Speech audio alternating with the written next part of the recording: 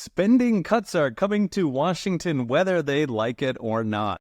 While Congress hides behind their desks praying the American people let them keep all the trillions they've shanghaied, betting markets are warming to the idea that the Department of Government Efficiency, DOGE, could actually cut government spending.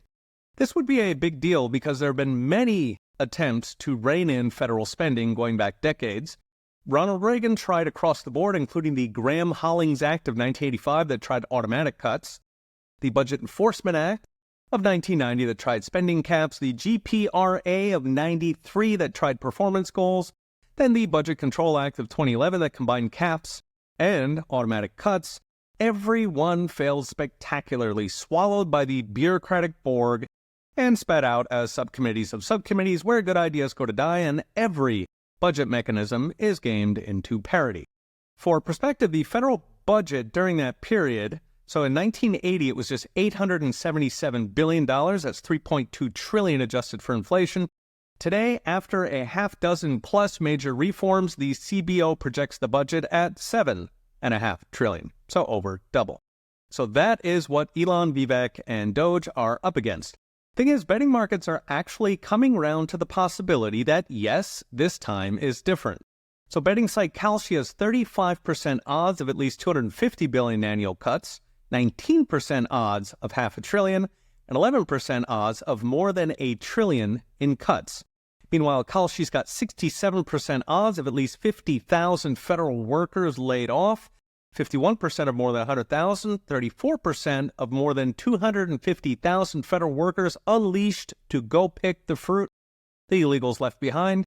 And in case you dare to dream, Kalshi's running 12% odds, 1 in 8, that we can get rid of a cool 1 million federal workers.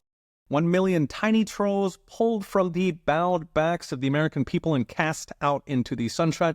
Now, why should you care about betting odds? Because there's a ton of research that betting markets are better than pundits. They're better than experts. They're pretty much the best predictor of reality, for the simple reason that punters' money is at stake. They have an incentive to get it right. And gloriously, the dumb ones lose money and stop making predictions because they don't have any more money. So what is different this time? In short, we've got the most outside-the-box president since Teddy Roosevelt, and one with even bigger balls.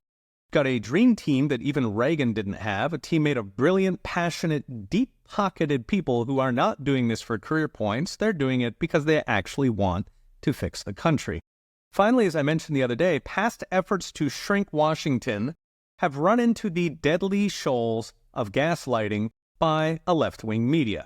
They stood ready to cast the very first dollar cut from a federal budget as starving school lunches and feeding grandma cat food. Those days are over. Media is the closest to a fair fight since Woodrow Wilson started government censorship. So unlike 1980 or even 2011, we can finally make our case for smaller government. So what's next? Brought to you by Unchained.com. We could be on the edge of the biggest political transformation since the New Deal. Voters want it, we've got the team to do it, and it's going to be a heck of a ride. Okay, we'll be watching. See you next time.